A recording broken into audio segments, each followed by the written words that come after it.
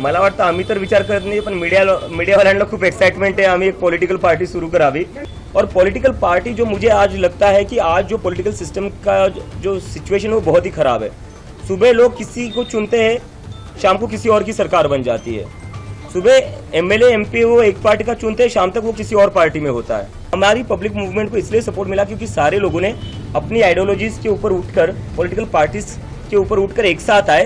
इस जो भी चीज़ें हो रही है देश में अभी गलत, जो लोग डेमोक्रेसी को वीक कर रही है, उसके अगेंस्ट एक साथ आए और ये गुस्सा दिखाया लोगों ने कि अब जो है इंडिया में एक पब्लिक मूवमेंट चलेगी, एक सोशल मूवमेंट चलेगी.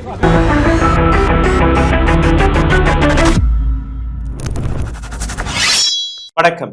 அச்சே தின் ஆனே வாலே, இதைத்தானே நரேந்திர மோடி கூறினார்.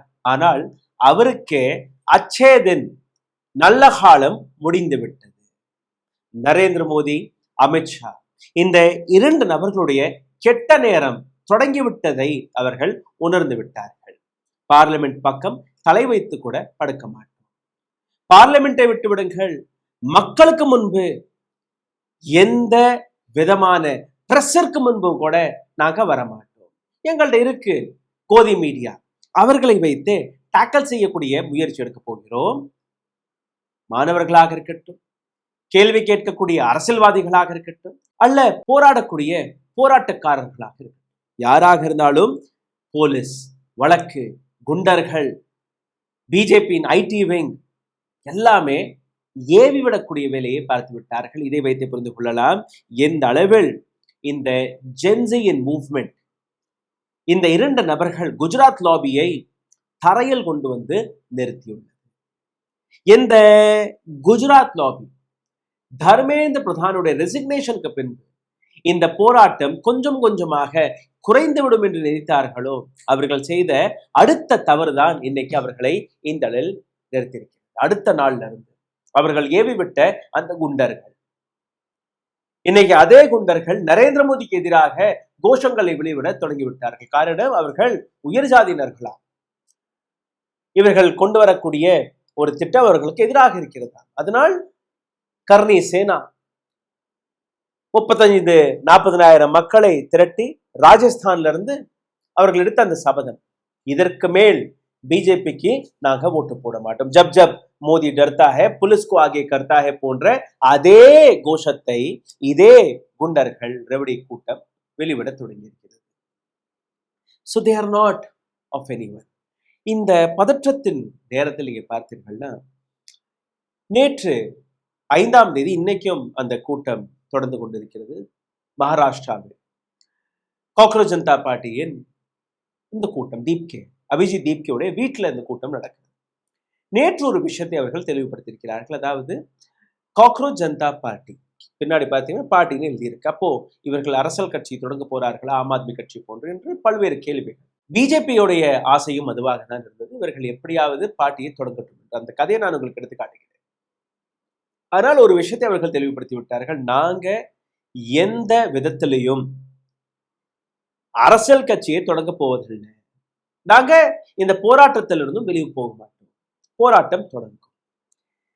அமித்ஷாவிற்கு 2 இடத்துல பிரச்சனை, 2 மிகப்பெரிய சேலஞ்சஸ் இந்த ஒரு ஸ்டேட்மெண்ட் கொடுத்தது. ஒரு பக்கம் இந்த போராட்டம் தொடங்கும் என்று கூறக்கூடிய இந்த சேலஞ்ச், இன்னொரு பக்கம் ராகுல் காந்தியுடைய வீட்டில் ஜூலை 20ஆம் தேதி அடி வாங்கிய, உதை வாங்கிய, மிதி வாங்கிய அந்த மாணவர்கள் பிரஸ் மீட்டை கொடுத்திருக்கிறார்கள். அதுல ஒரு பெண் இடுப்புக்கு கீழே அந்த கம்பெல்லாம் கொடுத்தாங்க இல்லையா, அந்த பெண்ணும் அங்க வந்திருக்காங்க. So Amit Shah has to resign என்கிற இந்த கோரிக்கை மிகப்பெரிய அளவில் வளர்ந்து கொண்டிருக்கிறது. இப்போ again we need to sort allegation எடுத்து வைக்கணும் இல்லையா. அடுத்த தவறு இவர்கள் எடுத்து வைக்கிறார்கள். என்ன தவறு? ஒட்டுமொத்த கோதி மீடியாவை ஏவி விட்டு இன்னி அடுத்தடுத்து காக்ரோச் ஜனதா பார்ட்டி எப்படியாவது உடைக்கணும். காக்ரோச் ஜனதா பார்ட்டியின் ஸ்போக் பர்சனான சௌரப் தாஸ், அவர் வீட்டுக்கு ஒரு சில யூடியூபர்ஸ்கள், ஒரு சில பெரிய பெரிய மீடியா கம்பெனிகள் இன்னைக்கு போக தொடங்கிவிட்டார். இந்த வீடியோவை நீங்களே பாருங்கள்.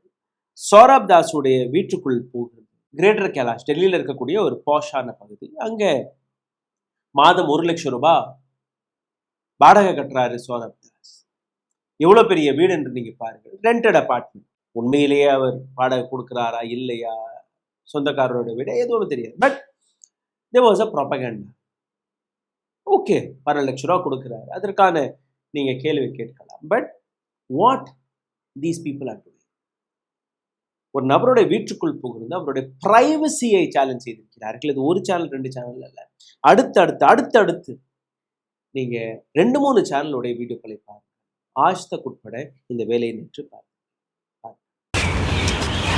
ये है B48 मकान नंबर है। ये गिल्स फर्स्ट फ्लोर लिखा हुआ है और आनंद ग्राउंड फ्लोर लिखा हुआ है। मतलब ये जो मालिक हैं इसके, ये रहते हैं ऑस्ट्रेलिया में और इस घर की कीमत जो है, जो रेंट है वो सौरभ दास पे कर रहे हैं। 12 लाख पर ईयर का ये रेंट पे कर रहे हैं। सवाल वही है कि इतना पैसा एक साधारण स्टूडेंट के पास कहाँ से आया? मिडिल क्लास फैमिली है से बिलोंग करते हैं सौरभ दास। माँ बाप का भी इतना अच्छा खासा सपोर्ट नहीं है फाइनेंशियली। तो இதே நபர்கள் ஒரு எம்எல்ஏ வீடு இல்லை எம்பி வீடு, அவர்களுடைய பங்களோக்கள் 2-3 லட்ச ரூபா அவங்களுடைய சம்பளம். அந்த 2-3 லட்ச ரூபா கிடைக்கக்கூடிய சம்பளத்தில் அவர்கள் எத்தனை ஏரியாக்களை வளைச்சு போட்டிருக்கார்கள், எத்தனை ஃபார்ம் ஹவுஸ்களை கட்டியிருக்கிறார்கள், எங்க அவர்களுடைய மகன்கள் படித்துக் கொண்டிருக்கிறார்கள், இது போன்ற கேள்வியை கேட்பார்களா? 2 லட்சம் தானே ஒரு எம்எல்ஏவுடைய சம்பளம், 3.5 லட்சம் ரூபாய். எப்படி மர்சடிஸ்ல வர்ற, எப்படி ஆடி கார்ல வர்ற, கேட்கலாமா இல்லையா? அபிஜித் தேவ்கே எப்படி பாஸ்டனுக்கு போய் படிச்சார், அந்த கேள்வி கேட்கிறார். அபிஜித் தேவ்கே அடுத்த நாளே வந்து இந்த மாதிரி எனக்கு ஸ்காலர்ஷிப் கிடைச்சது, நான் ஸ்டூடெண்ட் லோன் எடுத்துட்டு படிக்க போனேன், என்னால் என்னோட டிகிரியை காட்ட முடியும், ஸ்காலர்ஷிப் லெட்டரை என்னால் காட்ட முடியும். நரேந்திர மோடி அவரால் காட்ட முடியுமா? அவரால் தன்னுடைய டிகிரியை காட்ட முடியுமா என்கிற ஒரு கேள்வி. ஸோ ஒட்டுமொத்த பிஜேபி இன்னைக்கு ஒரு விதமான ப்ரெஷரை பார்த்து கொண்டிருக்கிறது. அதனால்தான் இது போன்ற வீடியோக்கள் வெளிவரும், இது போன்ற அராஜக செயலை இவர்கள் செய்ய தொடங்கிவிட்டார்கள். இதற்கு सौरभ दासुम और बदले கொடுத்திருக்கிறார். कुछ यूट्यूबर्स और मीडिया चैनल ने मेरे घर में घुसकर और अंदर का विजुअल दिखा रहे हैं। यह सिर्फ मेरी निजता का उल्लंघन नहीं है, बल्कि मेरी और मेरी फैमिली के लिए सुरक्षा का गंभीर खतरा है. ஒரு சில சேனல்ஸ், ஒரு சில பேட் யூடியூபர்ஸ்கள் என்னோட வீட்டுக்குள்ள வந்து வீட்டுக்குள்ள இருக்கக்கூடிய காட்சியெல்லாம் எடுத்து காட்டிக் கொண்டிருக்கிறார்கள். இது என்னுடைய சேஃப்டி செக்யூரிட்டி மட்டுமல்ல, என்னுடைய குடும்பத்தினர்களுடைய சேஃப்டி செக்யூரிட்டியும். நேற்று औरंगाबादिலிருந்து அபிஜித் தீப்கே கொடுத்த அந்த ஸ்டேட்மெண்ட், நாங்க எந்த விதத்திலையுமே கட்சி தொடங்க போவதல்ல, இந்த போராட்டம் தொடங்கிக் கொண்டே இருக்கும் என்று அவர் என்ன கூறினார், நீங்களே கேட்கலாம். एक पब्लिक मूवमेंट की जरूरत है, एक पब्लिक प्रेशर की जरूरत है। और पॉलिटिकल पार्टी जो मुझे आज लगता है कि आज जो पॉलिटिकल सिस्टम का जो सिचुएशन है वो बहुत ही खराब है। सुबह लोग किसी को चुनते हैं, शाम को किसी और की सरकार बन जाती है। सुबह एमएलए एमपी वो एक पार्टी का चुनते हैं, शाम तक वो किसी और पार्टी में होता है। और जब वो ना हो तो वो डिलीट हो जाते हैं, और अगर वो भी ना हो तो क्या हो जाता है, अपना जितना भी पार्टियां है उसको तोड़ा जाता है, ईडी सीबीआई भेजकर। तो ऐसे सिचुएशन में जनता जो है वो त्रस्त हो चुकी है इन सारी चीजों से। इसलिए हमारी पब्लिक मूवमेंट को इसलिए सपोर्ट मिला क्योंकि सारे लोगों ने अपनी आइडियोलॉजीज के ऊपर उठकर, पॉलिटिकल पार्टीज के ऊपर उठकर एक साथ आए। इस जो भी चीजें हो रही है देश में अभी गलत, जो डेमोक्रेसी को वीक कर रही है. இந்த வீடியோவில் இன்னும் ஆழமாக குறிச்சலுக்கு முன்பு ஒரு சிறிய கோரிக்கை. கடந்த 2-3 நாட்களாக ஒரு ஆக்டிவிட்டியை தொடங்கி இருக்கிறோம். இந்த வீடியோவை பார்த்து கொண்டிருக்கும் போது நீங்க எங்கிருந்து பார்க்கிறீர்கள், எந்த நாட்டில இருந்து, எந்த டிஸ்ட்ரிக்ட்ல இருந்து, எந்த கிராமத்துல இருந்து, எந்த ஸ்டேட்ல இருந்து, எந்த சிட்டில இருந்து நீங்க பார்க்கிறீர்கள், அந்த பெயரை கீழே எழுதுங்கள் என்று கூறியிருந்தோம். அதை கேட்டு ஏராளமான நபர்கள் தன்னுடைய கிராமத்துடைய பெயரை, தன்னுடைய நகரத்துடைய பெயரை, தன்னுடைய நாட்டுடைய பெயரை, Sydney, Toronto, Sri Lanka, Oman, Dubai, Saudi Arabia, இது போன்ற ஏராளமான பெயர்களை எழுத தொடங்கிவிட்டார்கள். தேனி, மதுரை, சென்னை, பெங்களூர், கர்நாடகா, திருவனந்தபுரம், இது போன்ற பெயர்களை கீழே படிச்சு பார்க்கும்போது இந்த வீடியோ எவ்வளோ டிராவல் ஆகிறது, எத்தனை பேருக்கு போய் சேர்கிறது என்கிற அந்த மகிழ்ச்சி எங்களுக்கு கிடைக்கும். இதே போன்று இந்த வீடியோ நீங்க எங்கிருந்து பார்க்கிறீர்கள், அதை கீழே கமெண்டில் எழுதுங்கள், எங்களுக்கும் தெரியட்டும் எங்கிருந்து நீங்க இந்த வீடியோவை பார்க்கிறீர்கள். ஓ, அப்ப அந்த மிஸ்டர் அண்ட் மிஸ்ஸஸ் பெர்ஃபெக்ட் உண்மையிலேயே வர்த். நரம்பு தளர்ச்சியிலிருந்து விடுபட்டு உடம்பு ஒரு புது வீரியம் பெற மா நேச்சுரல்ஸோட மிஸ்டர் பெர்ஃபெக்ட்டை யூஸ் பண்ணுங்க. அடுத்ததாக ராகுல் காந்தி அவருடைய வீட்டில் அடி வாங்கிய, உதை வாங்கிய, மிதி வாங்கிய அந்த பெண்கள் வந்து என்னெல்லாம் பேசினார்கள் அதை நீங்க கேட்க வேண்டும். वायरल हो गई है जिन्होंने मुंबई पुलिस को रोका था, बट मैं मीडिया से ये कहना चाहूँगी, मैं वो लड़की हूँ जिन्होंने 20 बच्चों को अनलॉफुली डिटेन होने से रोका था. Please change your narrative, change your perspective. पर जो भी मैंने किया उसकी वजह से मुझे बहुत हरास किया जा रहा है. ट्रोलिंग नहीं बोलूँगी मैं, क्योंकि ये ट्रोलिंग नहीं है, ये क्राइम है. அதாவது ஒரு மிகப்பெரிய டெவலப்மெண்ட் இது நடந்திருக்கு. Gen Z versus Amit Shah. இந்த இடத்துல நீங்க பார்த்தீர்கள்னா, எப்படியாவது இவர்கள் கட்சியை தொடங்கட்டும் என்கிற ஒரு பிரஷரை தான் பிஜேபி கொடுத்திருந்தது. அதற்கு அபிஜித் தீப்கே என்ன பதிலை கொடுத்திருக்கிறார் நீங்களே பாருங்கள். நாங்க கட்சியை தொடங்க போவதல்ல, ஏன்னா இந்த நாட்டுக்கு கூடிய எந்த கட்சி மீதும் யாருக்குமே எந்த விதமான நம்பிக்கையும் கிடையாது. ஒரு கட்சி சின்னத்துல ஒரு எம்எல்ஏ தேர்வு செய்யப்படுகிறார், சாயந்தரம் பார்த்தா அந்த கட்சியை விட்டுட்டு இன்னொரு கட்சிக்கு தாவிடுறார், கட்சி உடைக்கப்படுகிறது. அதனால் எந்த கட்சி மீதும் யாருக்குமே நம்பிக்கை கிடையாது. இடி சிபிஐ வைத்து மிரட்டுகிறார்கள். நாங்க இந்த கட்சி பக்கம் திரும்ப மாட்டோம். ஜார்க்கண்ட்ல மாணவர்கள் போராடி கொண்டிருக்கிறார்கள், அங்கேயும் நாங்க போவோம், அங்கேயும் எங்களுடைய போராட்டம் நடைபெறும். ஜூலை 20ஆம் தேதி எந்த ஆந்தோலன் நடந்ததோ, எந்த ஆந்தோலன் போராட்டம் கோக்ரோச் ஜனதா பார்ட்டியால் தொடங்கப்பட்டதோ, அந்த போராட்டம் ஜென்சி போராட்டம் நாடு முழுவதும் நடக்கும் என்கிற அந்த விஷயத்தை எடுத்து காட்டுகிறார். So this is clearly a challenge for Gujarat lobby versus Gen Z மாணவர்கள். இதை உடைப்பதற்காக எப்படி சௌரப் தாஸை மிரட்டக்கூடிய வேலையை பார்க்கிறார்களோ, அதே போன்று அபிஜித் தீப்கே உடைப்பதற்காக மகாராஷ்டிராவிற்கு ஒரு அழைப்பு போனது நரேந்திர மோடி அண்ட் அமித்ஷா. இந்த 2 நபர்களுமே தேவேந்திர ஃபட்னவிஸ் மற்றும் Eknath Shinde, chief minister of Maharashtra, deputy chief minister of Maharashtra, 2 நபர்களையும் அழைத்து எப்படியாவது அபிஜித் தீப்கேவை உடையுங்கள். இந்த 2 நபர்களுமே தன்னுடைய ஆட்களை அனுப்பியிருக்கிறார்கள், நேரடியாக கூப்பிட்டு பேசியிருக்கிறார்கள். உனக்கு என்ன வேணும், பணம் வேணுமா, கொடுக்கணும், வெளிநாட்டுக்கு போ, அங்க உனக்கு கார் பங்களான்னு எல்லாத்தையுமே நாங்க செட் செய்து கொடுக்குறோம் இந்த போராட்டத்தில். இல்ல நீ பிஜேபியில வந்து சேர்ந்து, இல்ல உனக்கு தனியா ஒரு பார்ட்டி தொடங்கணுமா, அதுக்கும் நாங்க ஃபண்டிங் கொடுக்குறோம், அதுக்கும் நாங்க பணம் கொடுக்குறோம். ஸோ அமித்ஷா அண்ட் நரேந்திர மோடியுடைய ஒரே கோரிக்கை என்னன்னா, ஒரே நோக்கம் என்னன்னா, இவர்கள் எப்படியாவது பார்ட்டியை தொடங்கட்டும். ஒரு வாட்டி கோக்ரோச் ஜனதா பார்ட்டி ஒரு கட்சியாக வேலை பார்க்க தொடங்கிவிட்டது. எப்படி ஆம் ஆத்மி கட்சி இவர்கள் தன் வசப்படுத்தினார்களோ, அதே போன்று இவர்கள் ஒரு அரசியல் கட்சி தொடங்கி விட்டார்கள்னா இவர்களை டேக்கல் செய்வது சொல்லலாம். பட் இவர்களுக்கு எதிராக, ஷாவுக்கு எதிராக, சாணக்கியருக்கு எதிராக இந்த ஜென்சி எடுத்த முடிவு, நாங்க கட்சி தொடங்க மாட்டோம், நாங்க போராட்டத்தில் தானே இருக்க போறோம். அப்ப போராட்டத்தை உடைப்பது கடினம், கட்சி உடைப்பது ஈஸி. எப்படி பட்டேல் சமுதாயத்தை இவர்கள் உடைத்தார்களோ குஜராத்தில், அதே போன்று இதையும் உடைத்து விடலாம் என்று இவர்கள் நினைத்திருக்கிறார்கள். ஆனால் அது நடக்கவில்லை. ஒரு பைபோலர் சிச்சுவேஷன் இந்த நாட்டில் நடந்துருச்சு. இல்ல நீங்க ஆன்டி மோடியாக இருக்கணும், அல்ல ப்ரோ மோடியாக இருக்கணும். இந்த 2 ஆப்ஷன் தான். ஒரு 30-35 லட்சம் நபர்கள் பிஜேபிக்கு ஓட்டு போட்டார்கள். இப்ப அதுல இருந்தும் ஒரு 5-10 லட்சம் குறைஞ்சிருக்கும்னு நான் பார்க்கிறேன். பிகாஸ் பெற்றோர்கள், வரக்கூடிய ஜெனரேஷன் ஜென்சி, இந்த அப்பர் காஸ்ட், யூஜிபி ஒரு சட்டத்தை கொண்டுட்டு வர்றாங்க. அந்த யூஜிபி வந்துருச்சுன்னா அனைத்து அப்பர் காஸ்டும் அவர்களும் இவர்களுக்கு எதிராக ஓட்டு போட தொடங்கி விடுவார்கள். அதாவது ஒரு 35-40 லட்சம் வைத்திருந்த அந்த ஓட் பேங்க் இப்ப நேரடியாக சரிஞ்சு அங்கே எஸ்ஐஆர் நடந்துருச்சு. Special intensive revision in BJP. ரஃப்லி 5 to 10 lakh voters have gone, already gone. இது எல்லாத்தையுமே மனதில் வைத்துக் கொண்டு இன்னொரு பக்கம் நீங்க பார்த்தீர்கள், அபிஜித் தீப்கே எடுத்த இன்னொரு முடிவு, மாயாவதி தனியாக ஒரு 3rd front, Aam Aadmi party இன்னொரு ஃப்ரண்ட், டிஎம்கே இந்த பக்கம் ஒரு ஃப்ரண்ட், கடைசியில மம்தா பானர்ஜி ஒரு ஃப்ரண்ட்ல தான் இருந்தாங்க. இப்போ எப்படியோ இந்தியா அலைன்ஸ்ல இறஞ்சிட்டோம்னு வந்து சொல்லியிருக்காங்க. ஸோ ஒவ்வொரு பக்கமும் இருக்கக்கூடிய இந்த ஃப்ரண்ட்ஸ் தான் இன்னைக்கு ஒட்டுமொத்த ஆப்போசிஷனையே வீக் ஆகி இருக்கிறது. இந்த போராட்டம் இதற்கு மேல் தமிழ்நாட்டில் வெடிக்கும், கர்நாடகாவில் வெடிக்கும், ஜார்க்கண்டில் வெடிக்கும், நாடு முழுவதும் வெடிக்க போகுது.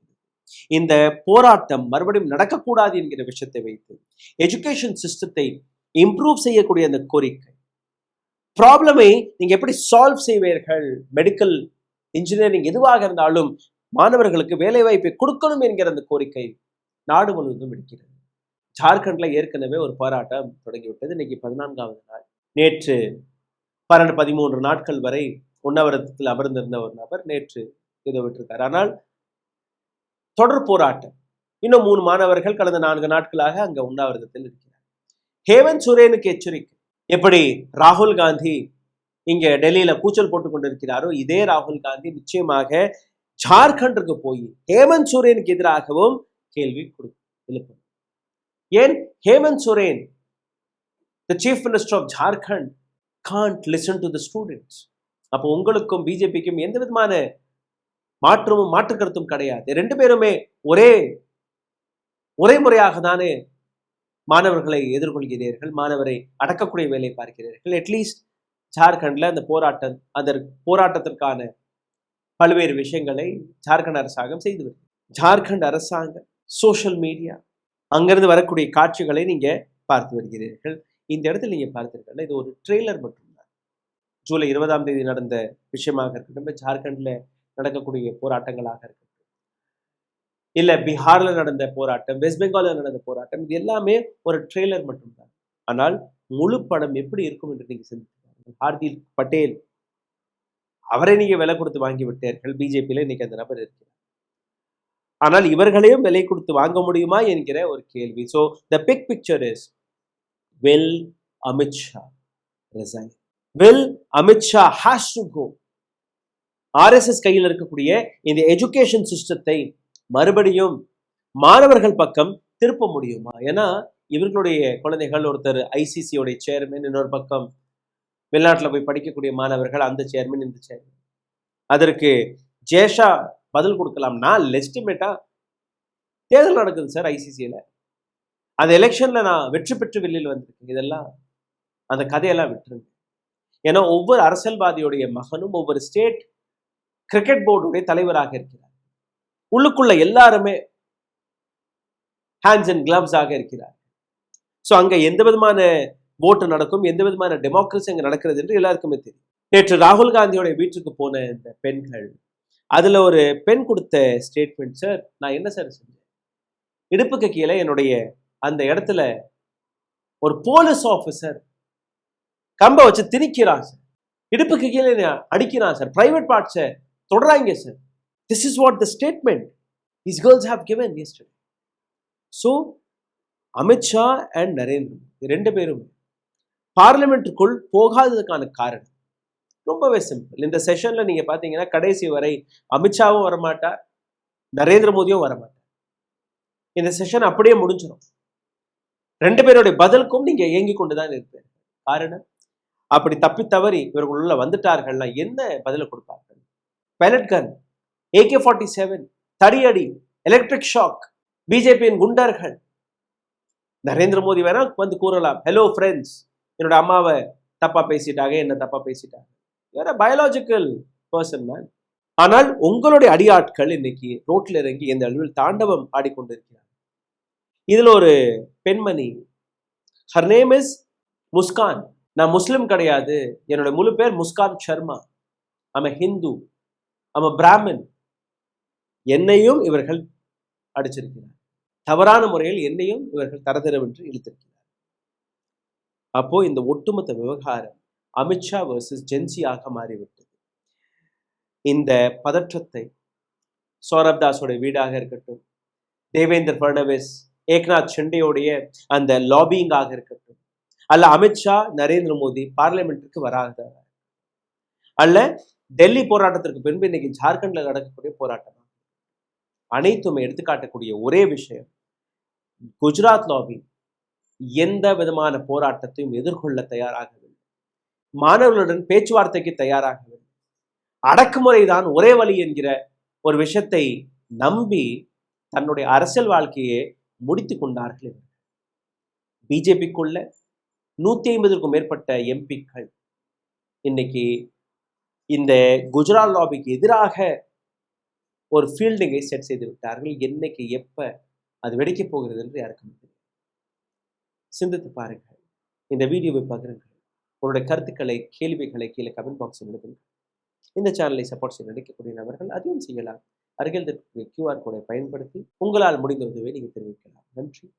ஓ அப்ப அந்த மிஸ்டர் அண்ட் மிஸ்ஸஸ் பெர்ஃபெக்ட் உண்மையிலேயே வர்த்.